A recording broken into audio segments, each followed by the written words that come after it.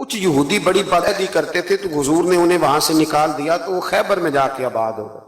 انہوں نے شرارت کی, مکے گئے اور مکے والوں کو تیار کیا کہ اس وقت بدر میں تم مسلمان تم سے جیت گئے تھے تو دیکھا نہیں تم نے احد میں, پھر تم جیت گئے معاذ اللہ, تو آؤ حملہ کرو, ہم تمہاری مدد کریں گے.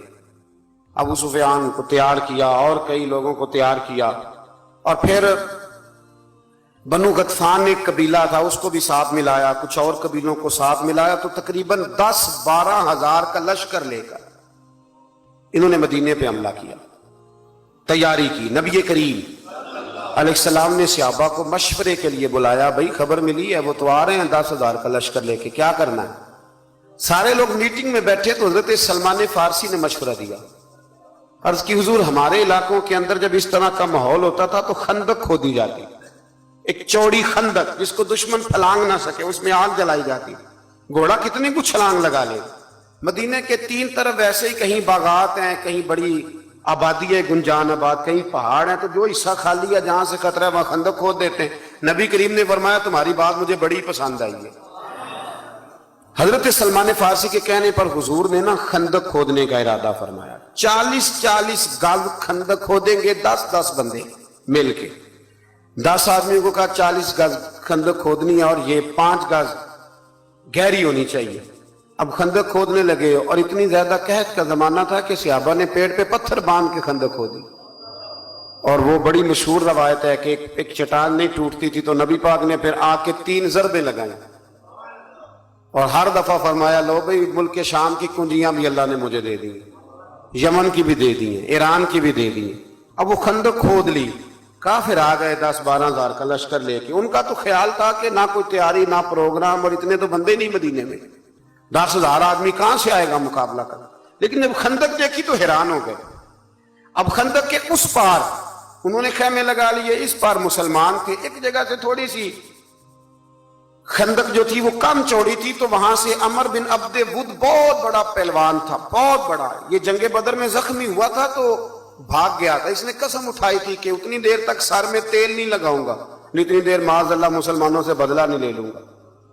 تو یہ آیا اس دن, جب میدان کے اندر آیا نا, چھلانگ لگائی گھوڑے کو اس نے کسی طریقے سے, تو گھوڑا اس کا ایک جگہ سے کم چوڑی تھی وہاں سے کراس کر گیا, اٹھا, اور اس کے بارے میں مشہور تھا کہ 1000 آدمی کا مقابلہ کرتا ہے. گھوڑے کی چھلانگ لگائی, گرا, گھوڑا بھی گرا, یہ بھی گرا, پھر اٹھا, تو اٹھ کے کہنے لگا ہے کوئی میرے مقابلے میں تو سامنے آئے. اس نے پہلا اعلان کیا تو مولا علی شیر خدا اٹھ کے کھڑے ہو گئے, فرمایا میں کرتا ہوں. حضور نے فرمایا علی ٹھہر جائیے, عمر بن عبد ود ہے, 1000 کے مقابلے میں لڑتا ہے. عرض کی حضور میں بھی تو اسد اللہ ہوں نا, لڑتا ہے تو پھر کیا ہوا, دیواریں ہلتی رہتی ہیں اور در کانپ جاتا ہے. علی کا نام سن کے اب بھی خیبر کانپ جاتا ہے, مجھے جانے دیں.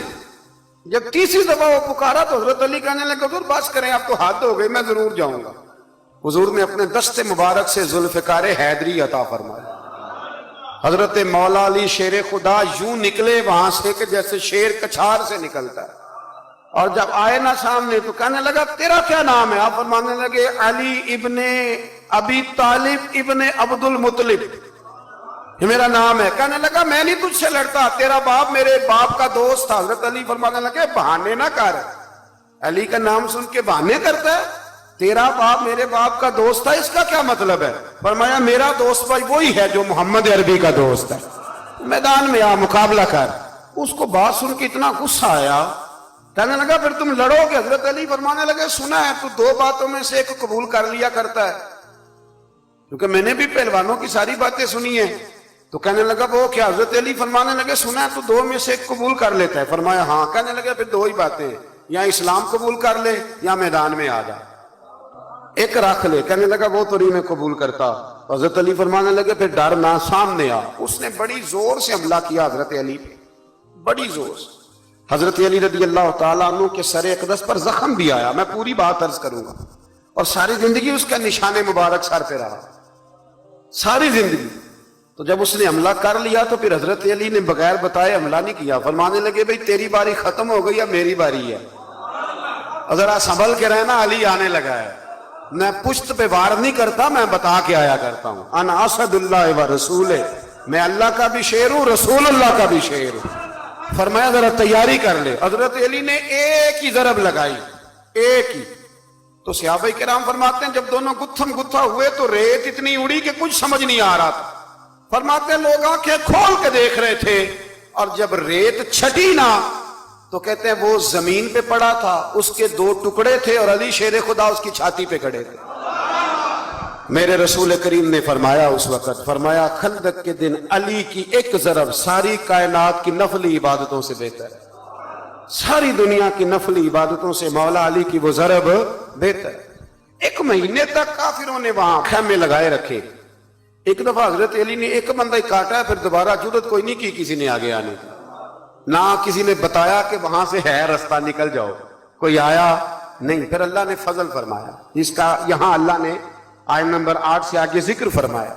यहां फिर अल्लाह ने फजल फरमाया, उनके खेमे लगे थे, ठंड बड़ी थी तो रब करीम ने हवा भेजी, ठंडी हवाएं चली, आंधी आई, खेमे उखड़ गए, जानवर उनके रस्से तोड़ा के भाग गए। अबू सुफियान कहने लगा भाई बात यह है कि महीना हो गया मैं यहां, ना वो हमारे काबू आए, ना कोई बात मसले का हल हुआ। अब ये जो तूफान है ना, इसमें मैं तो नहीं रह सकता, तुमने रहना तो रहो। उसने सबसे पहले वो बैठा ऊंट पर, और रवायत में कितनी तेजी से बैठा कि उसके ऊंट का पांव बंधा था, उसे ये भी याद ना रहा। ऊंट को उठाता है तो उठता नहीं। तो किसी ने कहा सरदार तुझे तो भागने की इतनी जल्दी है, वो तुमने ऊंट का पैर भी नहीं खोला, रस्सी तलवार से काटी, जब वो भागा तो सारे पीछे भाग गए।